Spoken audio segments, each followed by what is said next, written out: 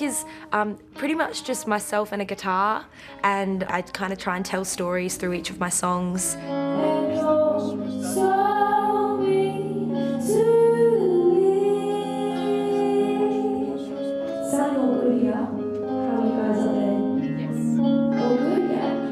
Perth singer-songwriter Stella Donnelly is a rising star in the indie music scene.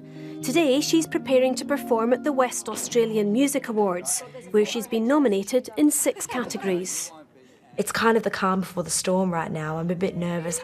She's been writing songs for years, but it's only recently that she's made a break as a solo artist. Have you forgotten how to say please? I had tried to go and record it in a studio, in a big studio, fancy, with a band and everything, and I just found that the songs from their original form of me writing it in my bedroom and how I play it on stage as well kind of shifted into this kind of pop record where it sounded a little bit, was starting to sound a little bit too smooth and polished and not me at all. Lost again. So she re-recorded her songs in her lounge room and released her debut EP on digital and cassette. Yes, cassette. I think it's a collector's thing. It's that feeling of having something tangible, and people aren't listening to CDs as much anyways. She's one of a growing number of independent artists releasing their music on tape as well as digital. It's a much cheaper option than vinyl, which is unaffordable unless you're being backed by a big label. Vinyl, for example, you need to go to a pressing plant to do that. Tapes you can do at home, and so it's not only tape labels, but a lot of artists will just make their own tapes because they want to offer people a physical product. Lee Hanna runs Healthy Tapes, one of a handful of cassette-focused labels from his home studio in Melbourne. It's a labour of love. Every tape has to be recorded in real time. It's not really a big earner for me. It's just something that I'm super passionate about. When I first heard about the cassette revival, my first word was one word: why? And look, I mean, cassettes I thought had been sort of, you know, cast into the dustbin of history, and suddenly these things, these that broke, that were so vulnerable, you know, are back. Stuart Coop's an author and music journalist with mixed memories of the cassette heyday.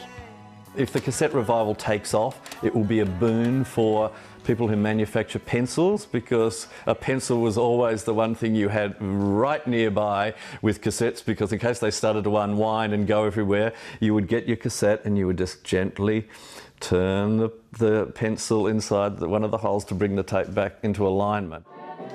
Like the vinyl revival, the cassette comeback, he says, has got a lot to do with fans wanting something real in the digital age.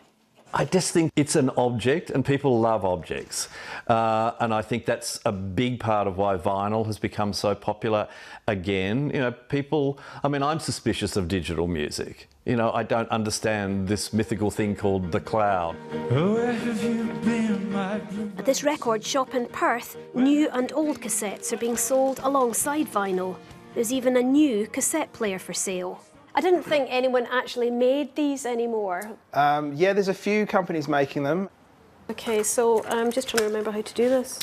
So you put other that way? bit. Yeah, you're correct, you're right. Yeah, that way? Yep. Who's actually going to buy this when they can listen to music on their phone? I think there's a bit of a novelty to it, as well as a fun factor of having something that's a bit, you know, different, and it's a little machine that turns around.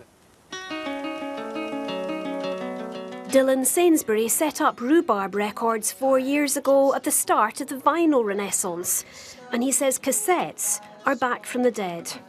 Most of the cassettes are released in really small runs, you know, 50 or 100 are made, and if you've got one, that's like a little treasure. But it's niche, very niche.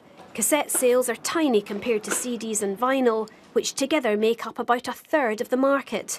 Digital sales now account for the other 2/3.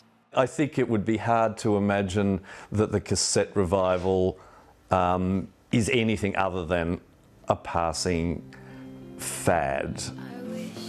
Lee Hanna concedes about half the people who purchase new cassettes don't play them, but buy them as collector's items to support independent artists.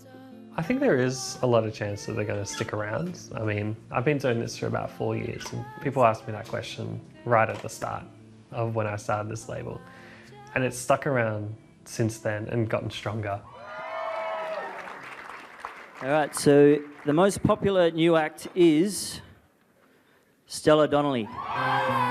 Stella Donnelly is currently touring the country after sweeping the field at the WA Music Awards.